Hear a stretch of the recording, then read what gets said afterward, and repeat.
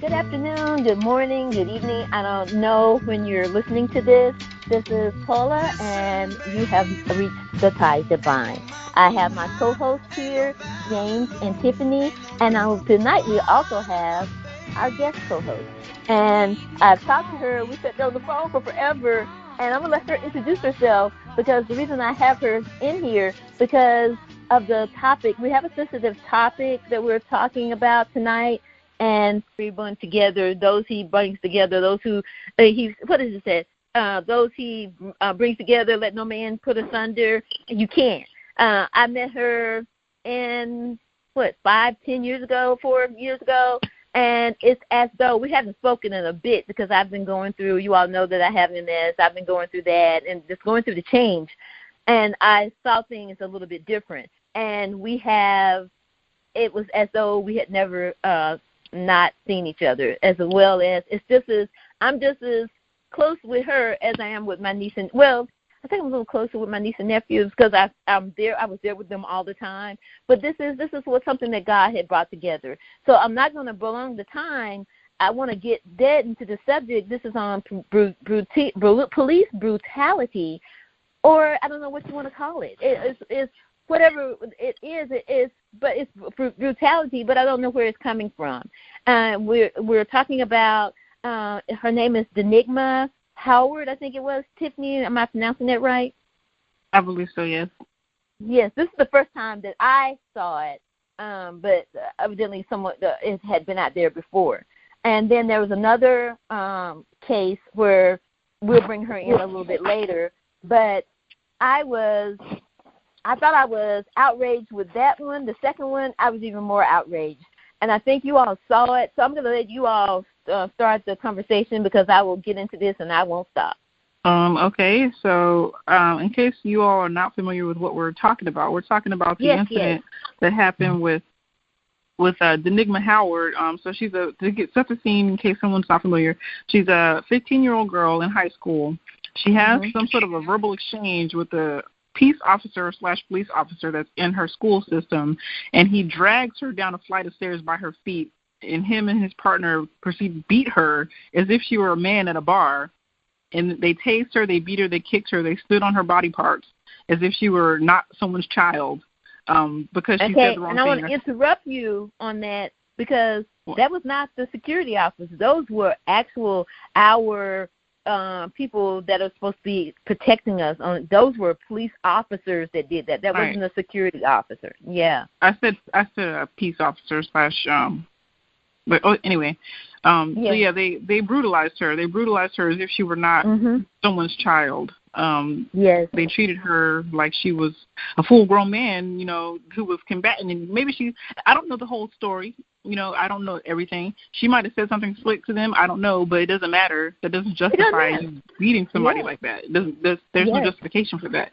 And if, in my opinion, and this is where my opinion comes in, if your trigger is so fine that you would resort to doing that to a child, then you do not need to be behind a badge. And for those who don't know, I am also a police officer.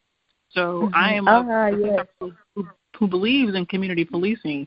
And community policing is more than just, cops and robbers. It's more than just us versus them. It's about doing what we can as peace officers, police officers, to strengthen the community that we're supporting. At the end of the day, we are supporting the community and not And see, I controlling totally forgot. the community. But see, I'm so caught up in it because she's my niece and we talk all the time. I forget that she is a part of this, and so she's just as much as part of this as Dee is, because I brought Dee in because she is an educator.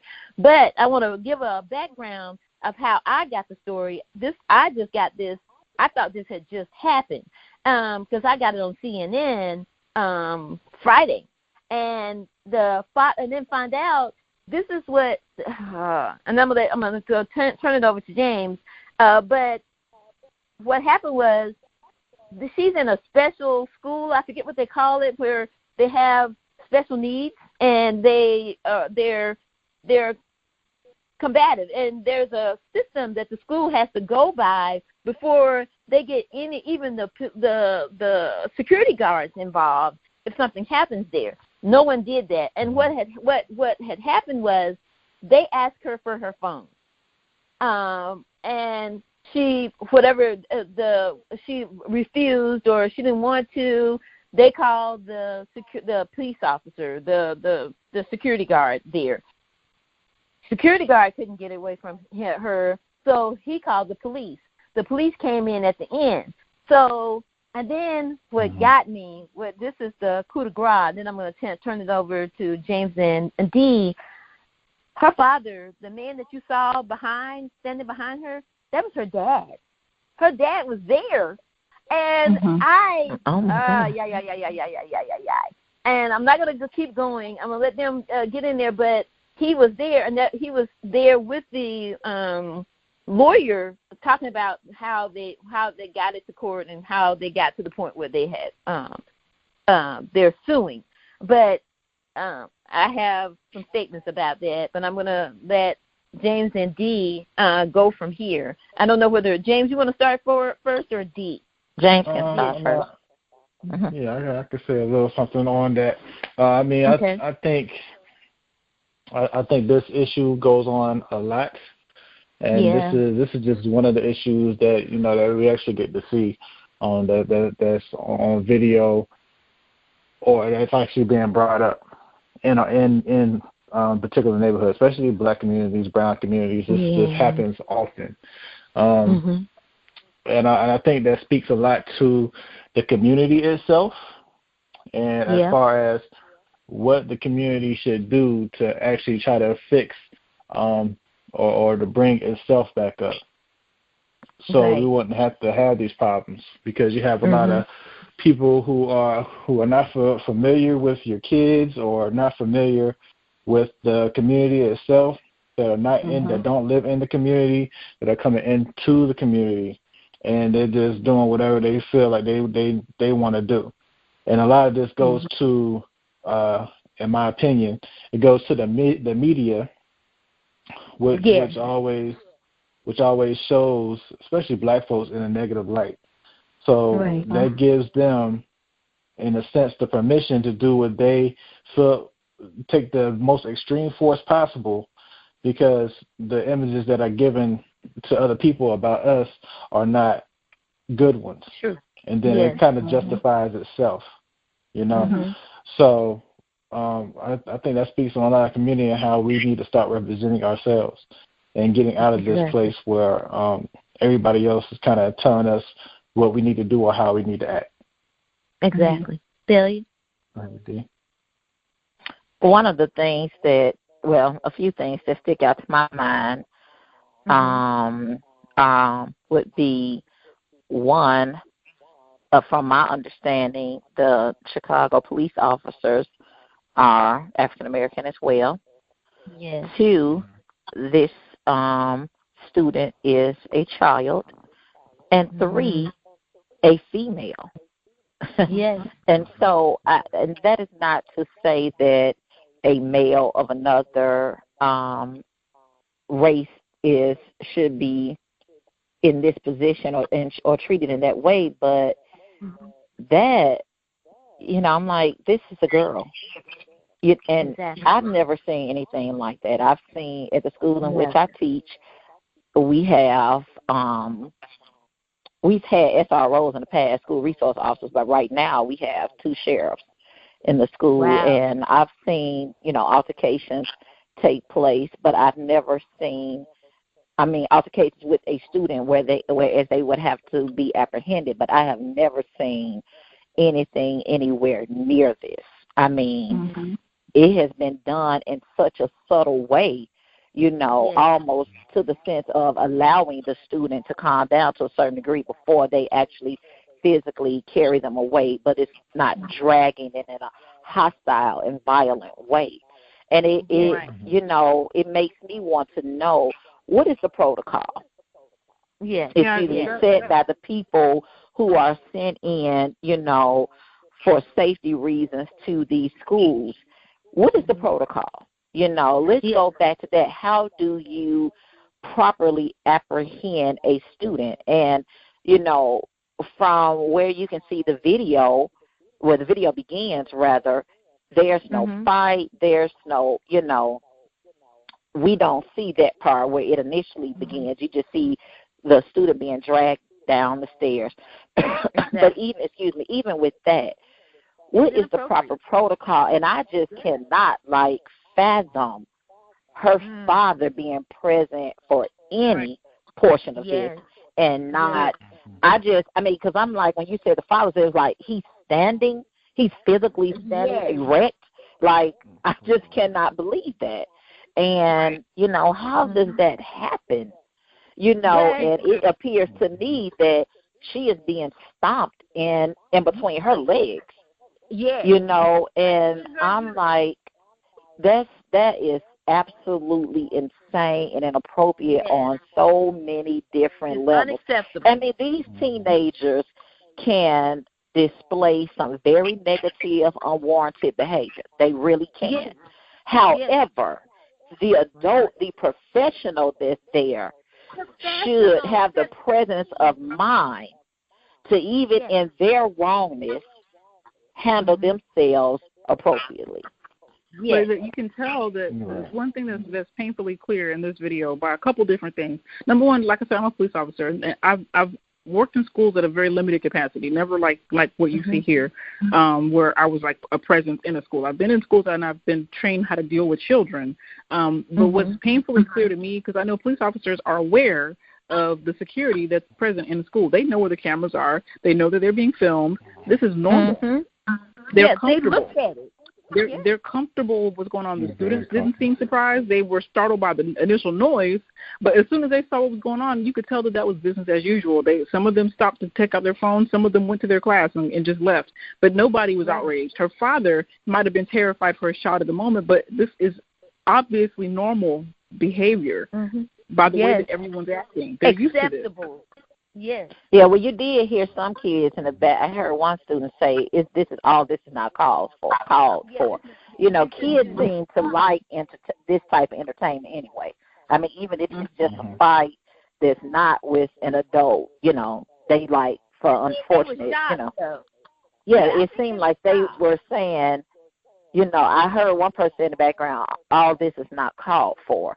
But I do agree that it was business as usual because of the comfortableness, like you speak to, of these officers, and I'm like, how dare them do that? And for the father to be, I'm totally blown by that. It's no way, that I could have witnessed any of that.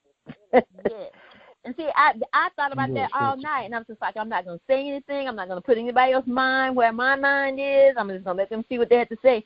But I had to bring that out because but the father was really nonchalant, even on the CNN show. Right, exactly. I mean, because it should have been to where you would have known that the father was there because of what was happening. So I'm like, the father was there. There was a person in a grayish blue jacket. So was that him just standing there witnessing this? Oh, my God.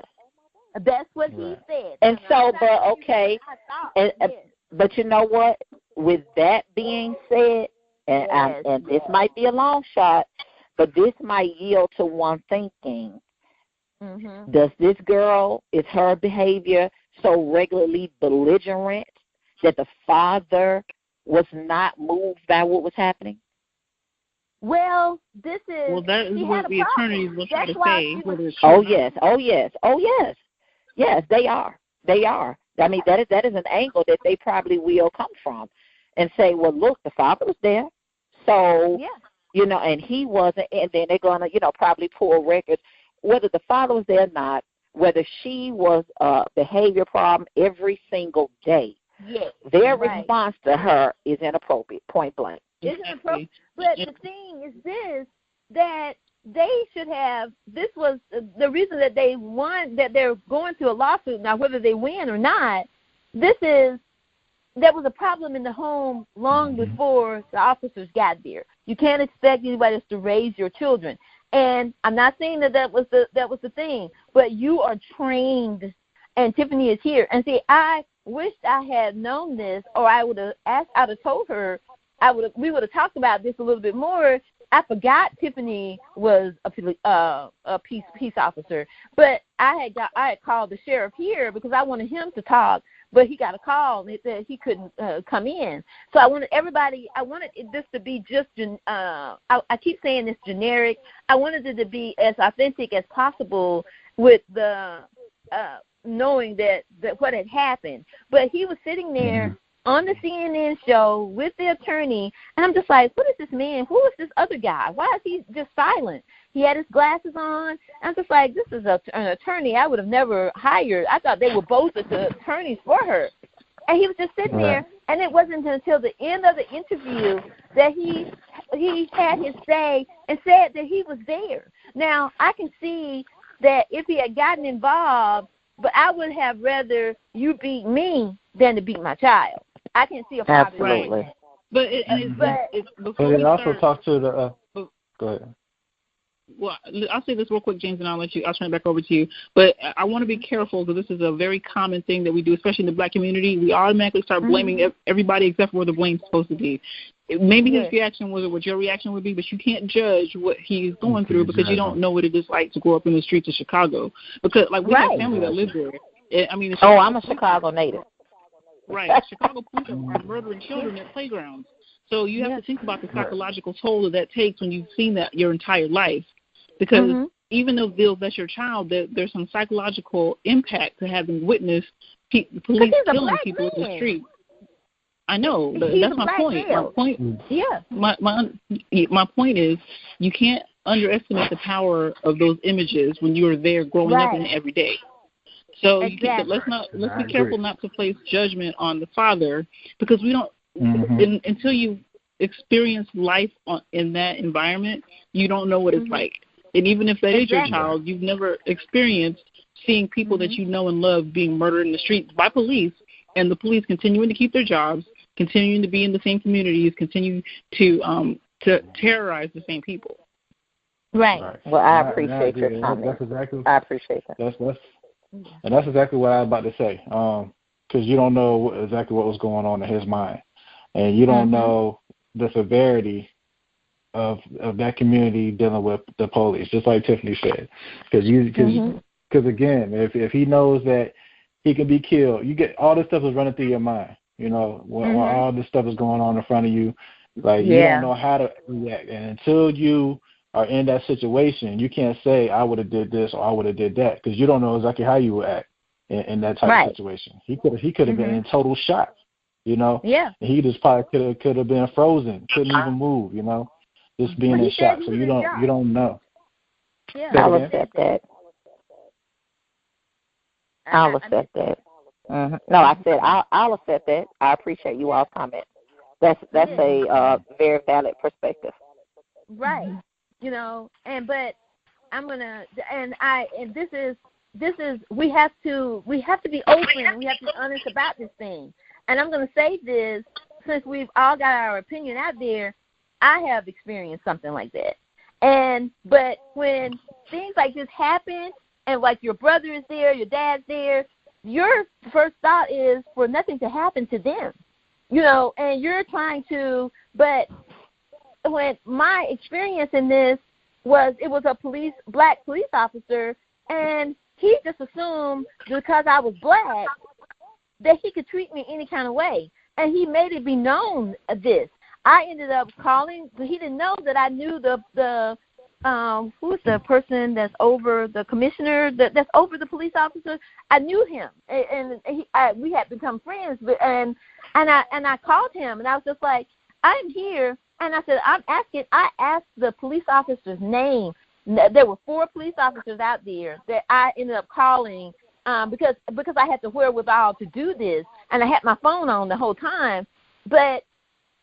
Not one of them, they kept giving me superlatives about, I said, what is his name? He wouldn't give me his name. They wouldn't give me his name. And I called the commissioner. He was just like, I can't believe they did that. I said, I'm telling you, they did it. I said, I have it recorded.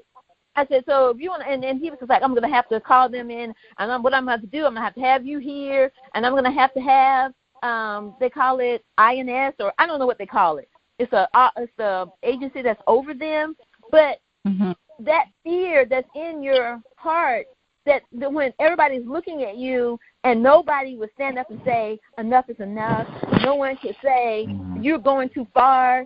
That is traumatic. That is traumatizing. Mm-hmm. Yeah, I agree. And imagine being in a situation when that's a routine occurrence. Yes. Mm-hmm. And, as a police officer, and I'm going to keep leaning back on my experience, I have been in a situation where I've been called to the same house multiple times. I know everybody by first name because I've been to the house multiple times. Even if you're fed up with this person, you still have to give them the respect they are due as a human being, as a citizen of your community, and you owe them that. And I have been largely unpopular in many departments that I've worked in because I take that view. I don't take a view of me being against the people in the community that I serve. And I'm always looking for a way to help the people that I serve. And there's always a time where that's out the window. Okay, I've been involved in violent situations where you can't, be nice and be friendly, but you have to always treat people with love initially before anything else, and that will govern your actions. Mm-hmm. Yeah. Well, you see, we do this, and I'm bringing in the daughter aspect because my daddy was there, and I remember this guy, he was being a little fresh, and I don't catch things really quick, and he did something. I thought it was just something simple. He was just like, where did you get those tires from? I said, well, he told me X, Y, and Z, and I'm trying. And I saw my dad's vein, that thing, when he gets mad, that vein starts, and he gets real silent. I didn't think about it. I went to my room thinking if I go away, but my goal was I got afraid because I was afraid for my dad of what he was going to do.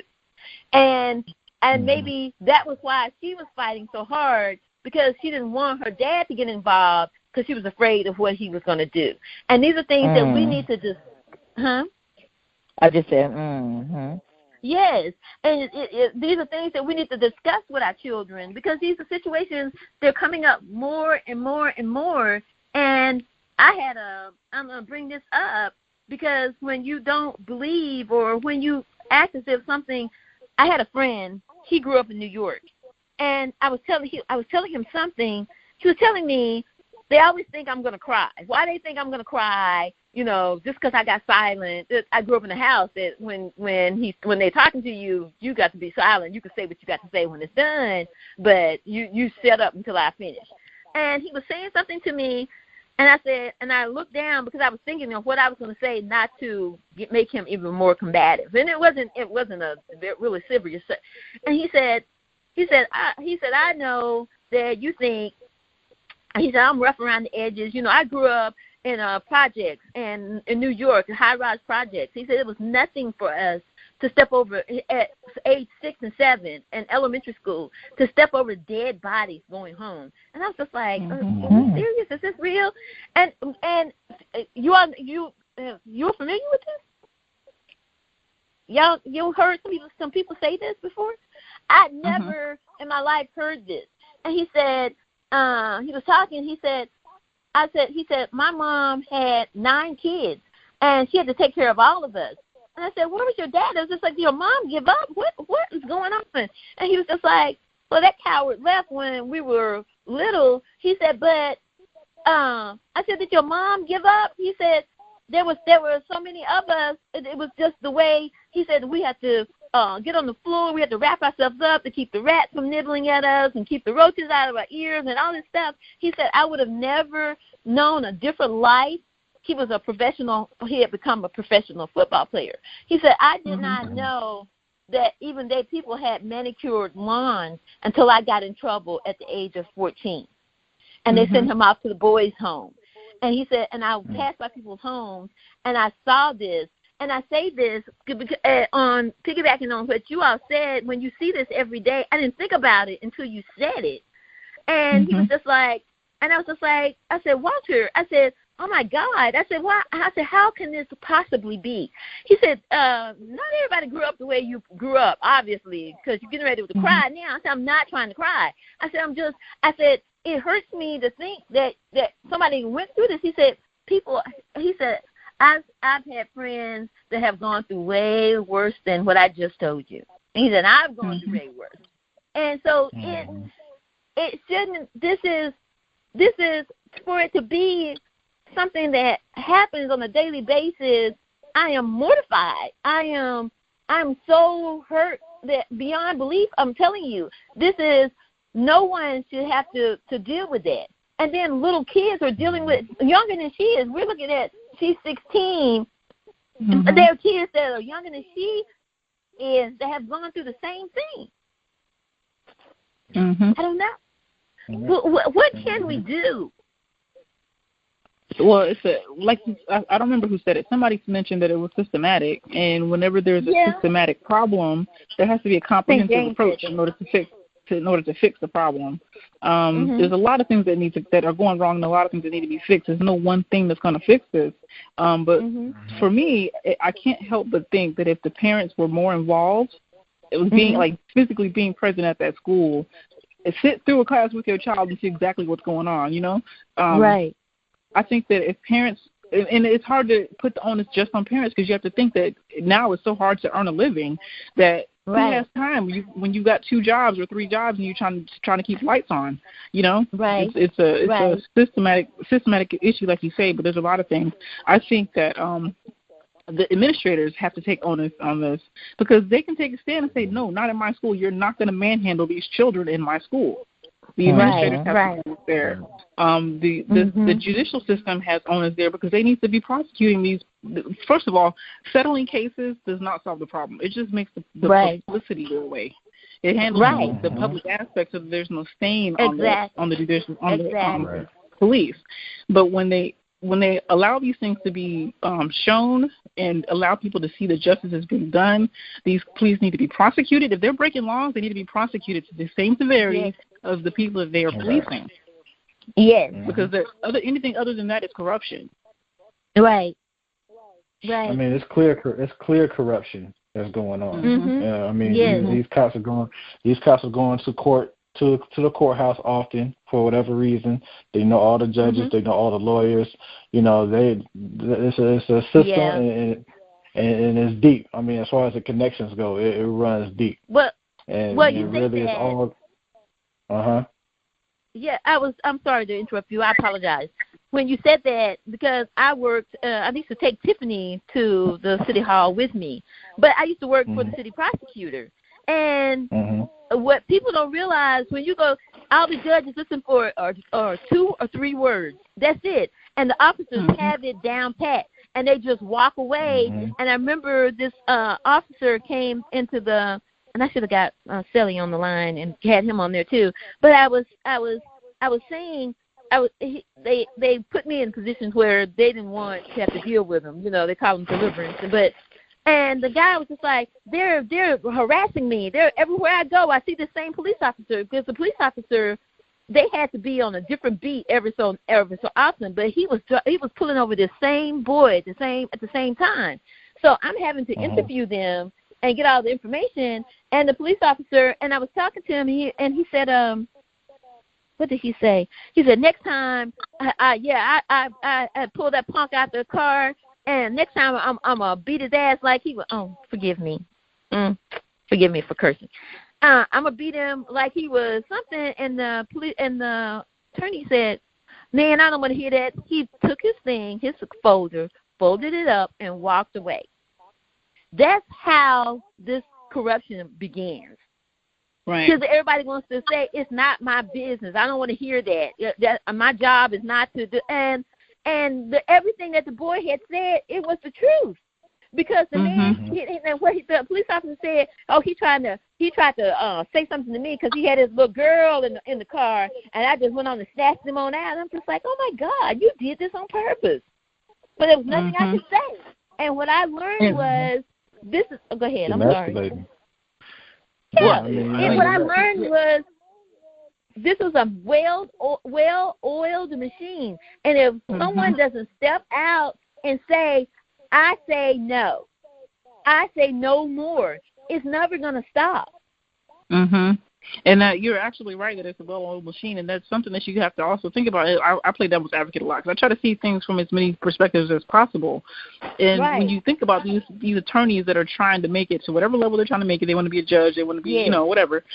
Yes. They understand that if you step out in front of this wheel, it will crush you. Yes. They know that. So they're not willing, to put themselves in front of this machine because they know that it'll crush them, and they won't stop until they've utterly destroyed you. The biggest saving grace that I have noticed over the past maybe 5 to 7 years is cell phone cameras.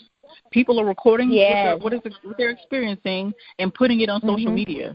Social media is a very, very powerful tool when it comes to any type of corruption, because you can circumvent the system and not get caught up in the whole, the hustle and get through to the rest of the people, Yes. And I think that's one of the reasons why we're starting to see more prosecutions. We have a long way to go, but we're starting to see more police being held accountable for their missteps in their law breaking.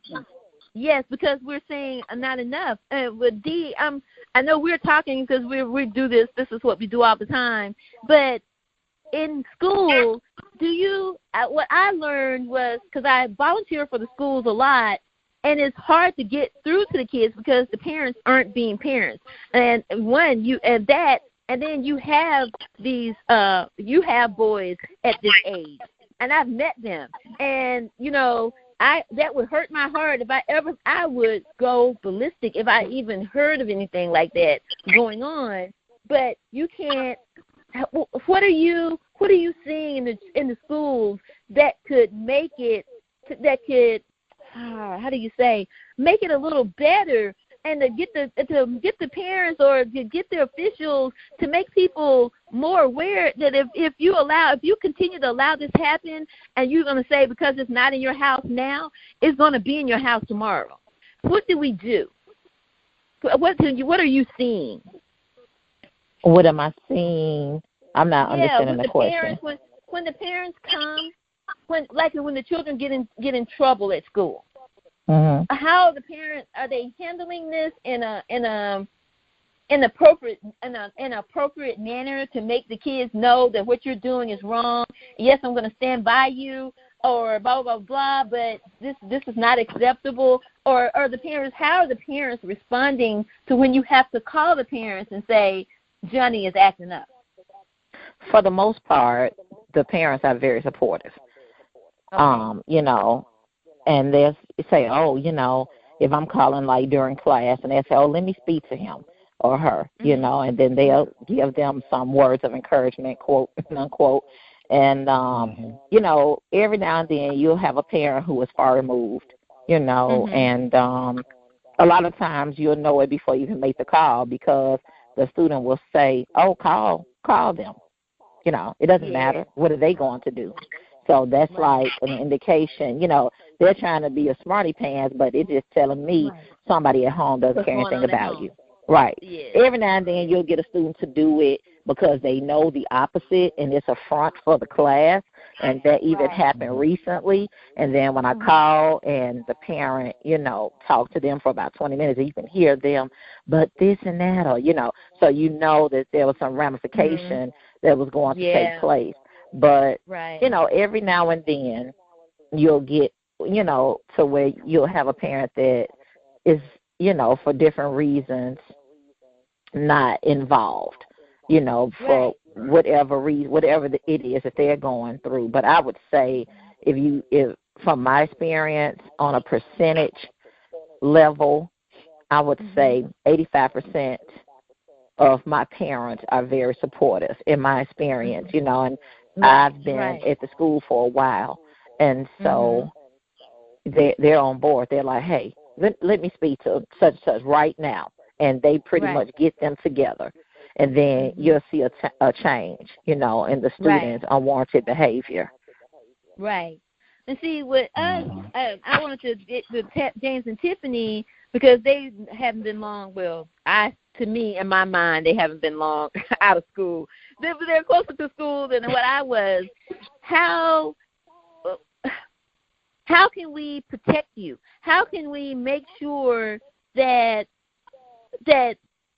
it's not just you being disrespectful, and that the parent is so the parent will know that the teacher is not doing their right job? How do you communicate with your parents to tell them this is not right, because a lot of this is because you don't want, the parents to get there and act up, or you don't want them to get involved and just go ballistic, or just like I was saying with my parents, I was worried about my dad. My mom was there all the time. So when I say that, I took myself out of because if we did something, if we rolled our eyes, if we looked like we thought we were going to roll our eyes at the teacher, they knew to call my parents.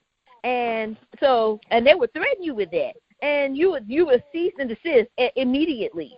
But what I'm saying is we have a lot of younger parents, and at that age when you all were children,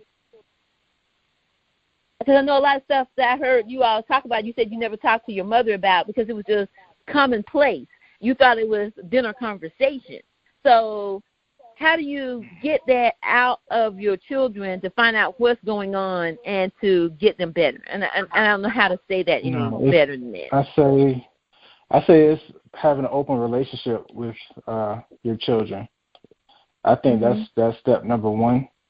I think if your kids respect you more than they fear you, they'll be more open to communicate the things that are going on with them. So you'll know if something's going on with your kid, you automatically know that, hey, that's not my kid, That's not how my kid knows it works, because you have those open lines of communication. And I think that helps and keeps the secrets from either going above or below you, that way you can have that direct communication with the children. I agree. I think that as a family, that's one thing. That's a opportunity for some improvement for us, because I think historically we don't really look at children as being whole people. They're just kids. You sit them to the kids' table. You don't take their issues seriously. But I think James is correct. We need to open up dialogue and treat our children as if they're whole people, and talk to them, ask them the things that they're experiencing, help guide them through the situations that they're experiencing, because the world that we're living in right now, I mean, they have so much more access. Probably talk about how close you were to high school. I mean, high school was 21 years ago for me. It was a long time ago. Things are way different. I mean, everything is way different, and there's so many things that children are exposed to at such an early age. So I think James is absolutely correct. We have to have open communication with them and let our children know that they can feel safe talking to us. Because if you don't make your children feel safe talking to you, they won't talk to you, and then you won't know until you get a phone call. Right. And then we're looking at Dee. She has her. I don't want to tell her business, but she has what? You have 3 boys, and you're,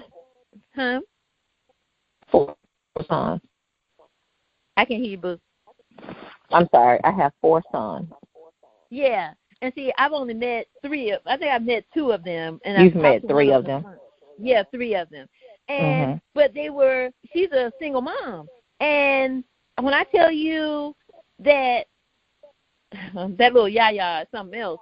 But because he's just too intelligent. He's just too intelligent for words. But I met her. What's the one that you sent over to the house when I needed something? Dylan. Dylan came over. I saw in him.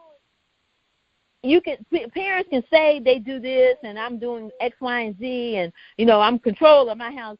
But your children will tell on you, not so much of verbally telling on you how they react, what they respond, how they're respectful to people. He came over. Exactly. I mean, I remember once I had got locked out of the house, and he recognized me. I didn't recognize him, and I'm good at faces. I saw him coming, and he was just like, "Well, I'm going to do this, that, and the other. I'm going to let my mom know this and this."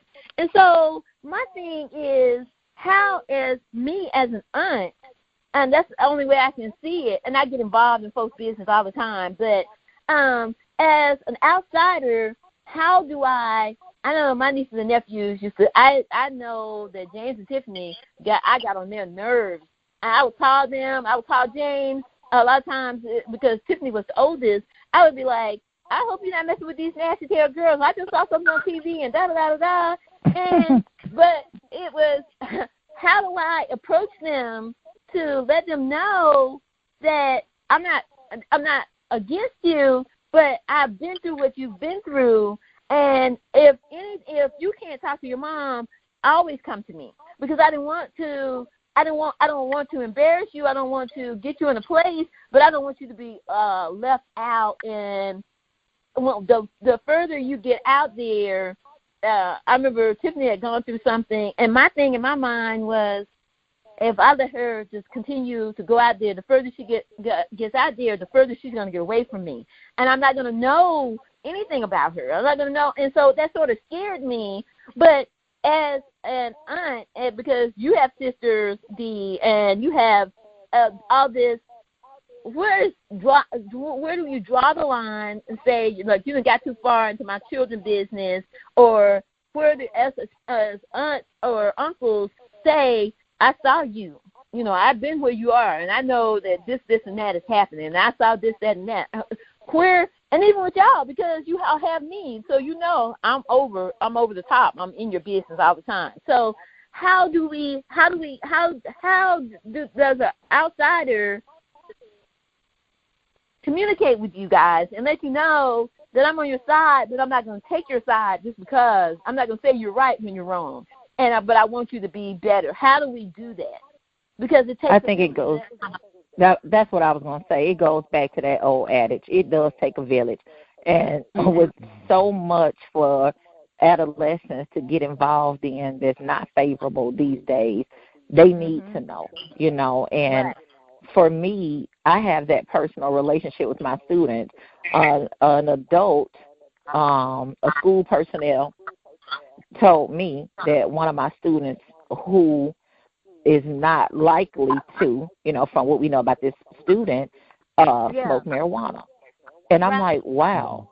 And so I said, you know, I can believe that, you know, because we had a conversation about that in one of my classes, and he was so, you know, I'm so against it, but he was kind of like an attack mode. Well, what's the problem? And I'm like, well, do you do it? Oh, no, but all my friends do it.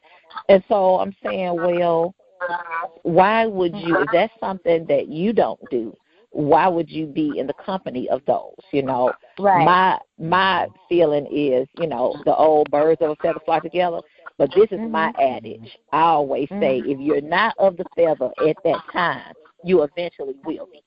You know, and so I was thinking about him one day at home, and I decided I'm going to pull him to the side and talk to him. And I did. And I just told him, I said, somebody told me this about you. Is this true? He said, oh, no. I said, no, tell me the truth. And he said, yes.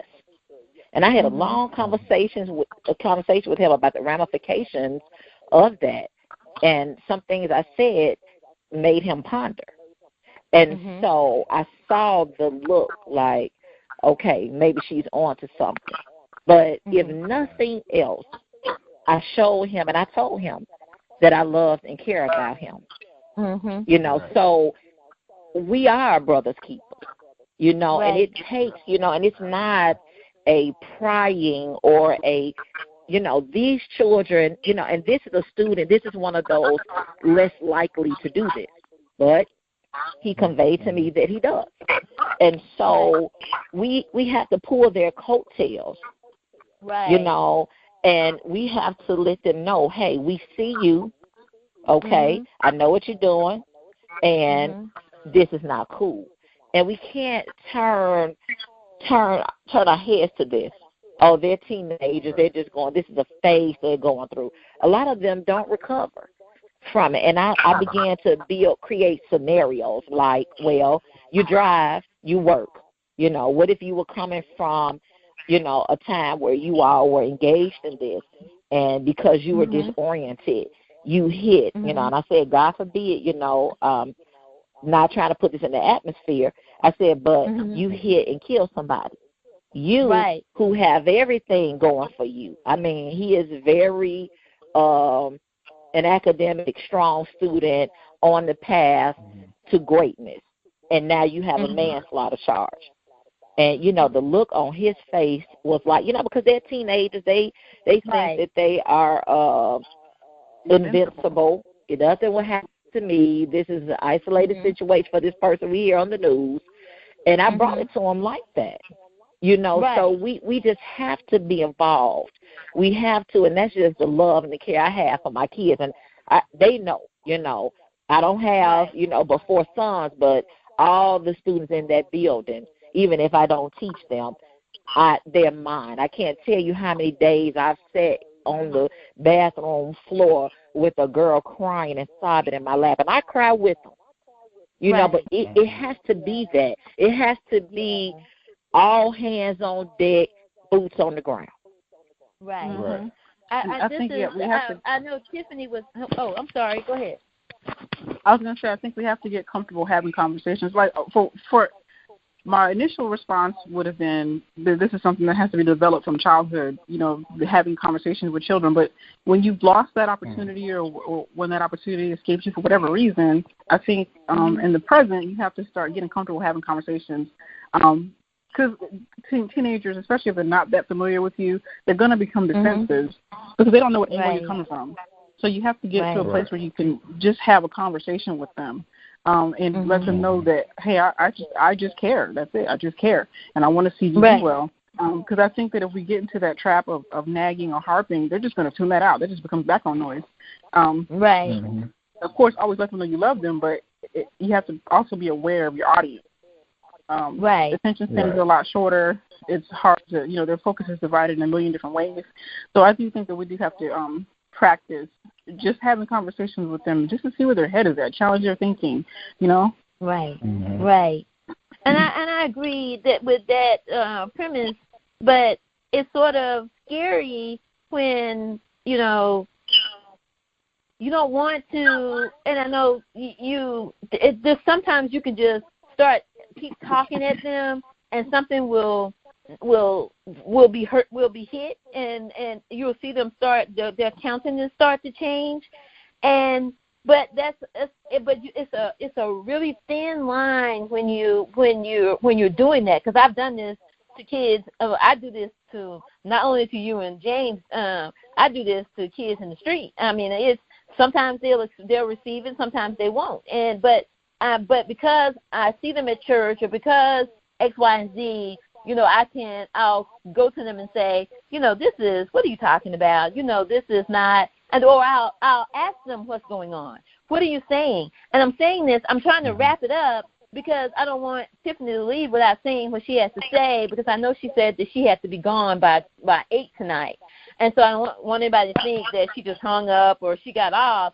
So I want her to say her salutations or whatever she needs to say before she gets off, and if she has to hang up, then we can go from there. Is everybody in agreement? Yes. Okay. Okay, so thank you for that opportunity. I do think that this has so far been a very engaging conversation. I hope that we get to continue it, because I feel like we've only scratched the surface of something that we could really expound on. So, Ms. D, thank you so much for joining us. I thank you for your perspective. I pray for you and your boys, special blessing over them and their endeavors as they're starting to grow up and become men and learn how to navigate this world. Yes, God. Thank you. I just want to say thank you for your time. I hope that we've been able to inspire you, make you think about some things. And as always, if you have questions or comments or concerns, please email us, hit us up on Facebook. You know where to find us. Yes. And Dee, we're not getting off the phone yet because we like to end. We grew up with this, and I'm sure you did too. You end with at least a little prayer, a little thought to go out there. I don't know how long we've been online, but I want to. I'm gonna put you on the spot. Can you join us tomorrow? Next week and continue this discussion, Dee? Yes, I can. Okay, good. Because I don't want Tiffany to be off, and I don't want her to feel like she's got to stay or she's going to miss something. But I want to continue this next week because this is something that as a people, I remember my grandmother. They did this. If they saw you doing something that they felt like that you were, even when I was growing up, if they felt like that no good was going to come from it. Oh, guess what? Your parents are going to be called. and we have to get out of that, stay out of people's business. It is your business because it's going to be in your door sooner or later. And so, And so I love all of you guys. I love my nieces and nephews because this could have been a different scenario, but God. And we have to say that. When we say that, we're not being stupid with this. This is a system. God is systematic. He does things. He wants you to know why you do. It's in steps. It's not magical. It's not going to be overnight. It's something that you have to start. Just like with little Leia, we talk about little Leia all the time. But this is something that had to have started in the womb from ancestor. But then you had to start to give that love for all that brain to start working, and for her to be where she is right now, because she may be a foot tall, and she ain't even that. And she acts like she's 3 or 4 years old. So, and I say that about Yaya, and I say that about, and say that even about my nephews, but about James. I keep saying my nephew, but even about James. And so I don't want to hang up without saying we're going to allow James to say, for Dee to say what she has to say her salutations until next time, and then we'll go to James for him to end this. And so we can start this, start where we ended today. We can start next week. Yes? Yes. Like Tiffany, I agree that it has been a wonderful, engaging conversation, and I concur as well that we have only scratched the surface.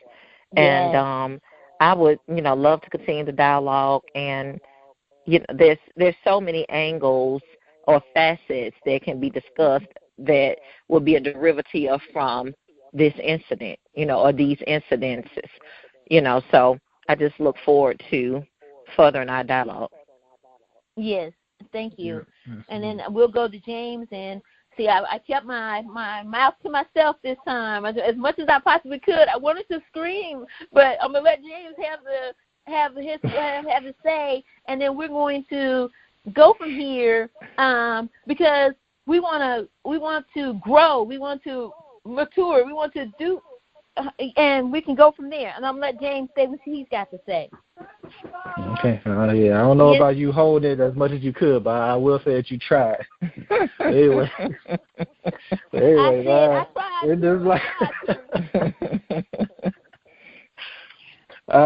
but definitely in this life we're taught many things, but I also challenge you to find what matters most, and that is knowing yourself.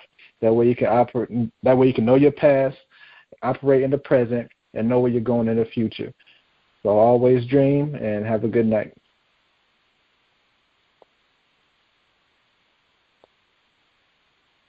Hello? I say adieu to all of you all. This has been a blessing. This has been eye-opening. I think God has started something, and we can't stop until we finish. And we say good night, be blessed, and stay safe until next time we speak. Good night. Good night.